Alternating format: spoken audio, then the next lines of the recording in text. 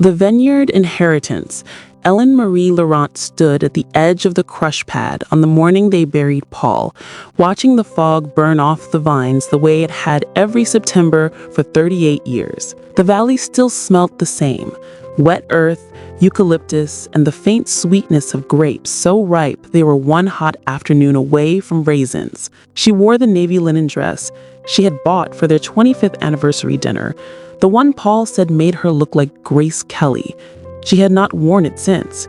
The memorial was held at the winery itself because Paul had insisted, no stuffy church. Let people drink the 21 Reserve while they lie about how much they'll miss me. 200 people milled between the stainless tanks and the barrel room, holding stemmed glasses and murmuring the expected words. Their older son, Matthew, 34, winemaker, beard trimmed for the occasion, raised the glass and thanked Vanessa Caldwell, Dad's true muse, the woman who reminded him why he fell in love with this valley in the first place.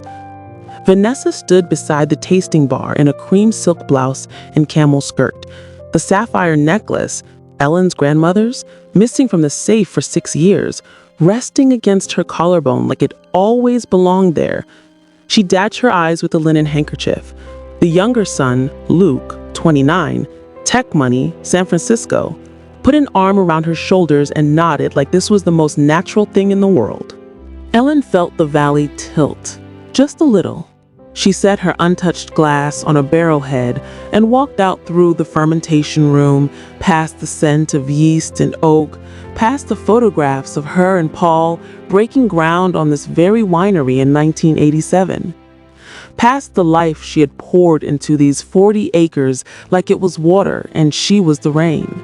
2 days later, in the law office on First Street in downtown Napa, the will was read.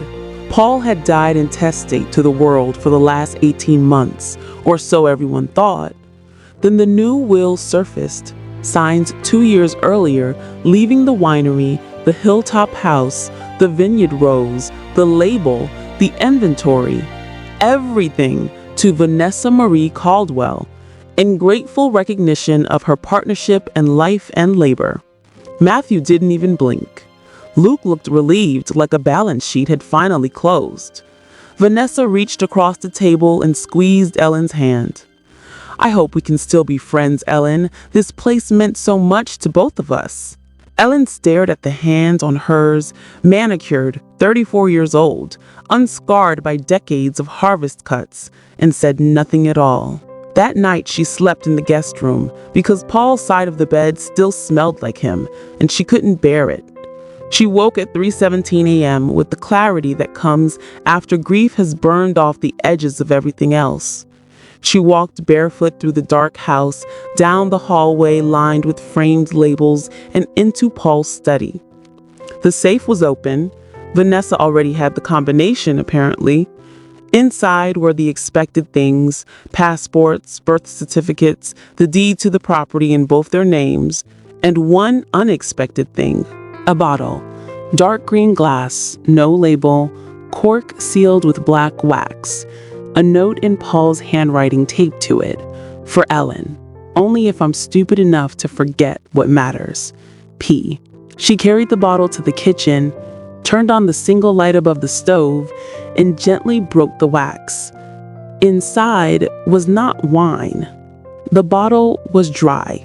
At the bottom lay a small plastic hospital bracelet, the kind they put on newborns, and a pressed violet so fragile it looked like a bruise. And folded tight, a single sheet of hospital notepaper dated March 12th, 1994. Paul's handwriting again. We named her Grace, even though she never drew breath. I couldn't say it out loud then. I'm sorry, Ellen. I'm sorry I let you carry her alone. Ellen sat down hard on the kitchen floor, the cold tile against her spine, and cried the way she had not allowed herself the day Grace was born, still and perfect and gone. She had been 20 weeks along. Paul was in Bordeaux for a barrel auction. The doctor called it a cord accident. They told her she could try again soon. Paul came home, held her hand at the small graveside service, then booked a trip to Tuscany to heal They never spoke Grace's name again.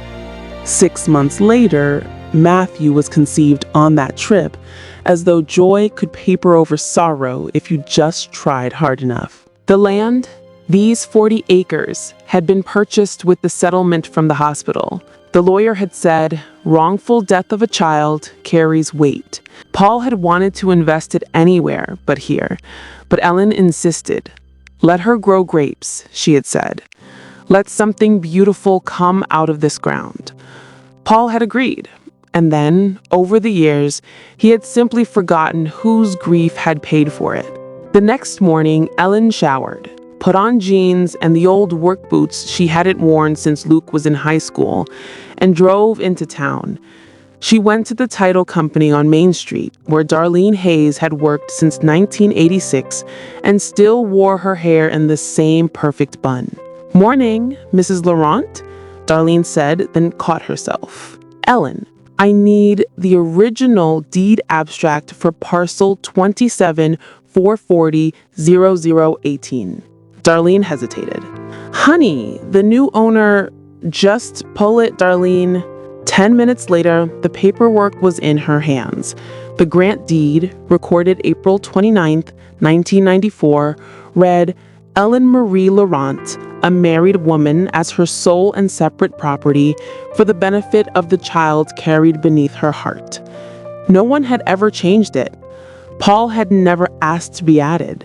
The winery LLC had leased the ground from her for 30 years at $1 a year. She still had the lease in the fire safe under the floorboards of the guest room. She drove back up the Silverado Trail with the windows down, the smell of crush in the air, and felt something inside her uncurl like a vine after winter. Vanessa had scheduled a new era tasting for the trade and the boys on Saturday. The plan was to announce the rebranding Caldwell Laurent Vineyards and release a rosé dedicated to Paul. Ellen arrived at 10 a.m. sharp, carrying the green bottle in a wooden crate like it was a newborn. The crush pad was decorated with white linens and peonies. Vanessa wore blush pink. Matthew was already pouring. Luke was taking photos for Instagram. Ellen set the crates on the central table and waited until the chatter died. I brought something special, she said, voice calm, almost conversational. The very first bottle from this vineyard. She lifted it out. 200 people watched. It's empty, someone whispered. Yes, it was never meant to hold wine. She turned the bottle upside down. The tiny hospital bracelet slid out first, then the violet, then the note. She unfolded the note and read it aloud, every word, while the valley held its breath. When she finished, she looked at Matthew, then Luke, then Vanessa. This heel was paid for with hospital money after Grace died. The deed has never had Paul's name on it. It has never had any of your names on it. It says, for the benefit of the child carried beneath her heart. There is no living child from that pregnancy, which means the land reverts to me alone. She set the original deed, yellowed, official, recorded, on the table next to the bottle. Vanessa's face went the color of cold ash. You can't. I already did, Ellen said gently. The lease the winery signed every year, I'm terminating it. You have 30 days to remove any equipment you personally own. The vines stay. The house stays. Grace stays. Matthew started toward her. Mom? Ellen looked at her eldest son, the one who had toasted Vanessa as the muse. You want to make wine here? Fine. But you'll pay market rent like every other tenant. And the label will never again carry the name of the man who forgot his daughter's name. She turned to Vanessa. The sapphire glinted at her throat. That belonged to my grandmother, Ellen said. She wore it the day she buried her only son in World War II. I think it's time it came home. Vanessa's hand flew to the clasp. The necklace dropped into Ellen's waiting palm. Luke was crying. Matthew looked like someone had pulled the ground out from under him. The trade guests were backing away, sensing a family moment no amount of money could fix. Ellen walked to the edge of the crush pad, where the vines began. She knelt, pressed the violet into the soil between two Cabernet vines, and covered it with a handful of dirt. Then she stood, brushed her hands on her jeans, and spoke to the valley itself. "Harvest starts Monday," she said. "Anyone who wants to work for wages is welcome.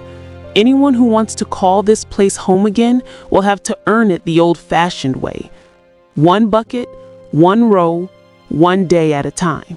She looked back once. Her sons hadn't moved. "I'll be in the farmhouse. When you're ready to remember whose daughter is buried here, come find me." She walked up the gravel path alone, the morning sun finally breaking over the mayacamas, gilding the vines gold. Behind her, the empty green bottle caught the light, like a promise kept after 30 years. The vineyard had always known whose child it was. Now finally, everyone else did too.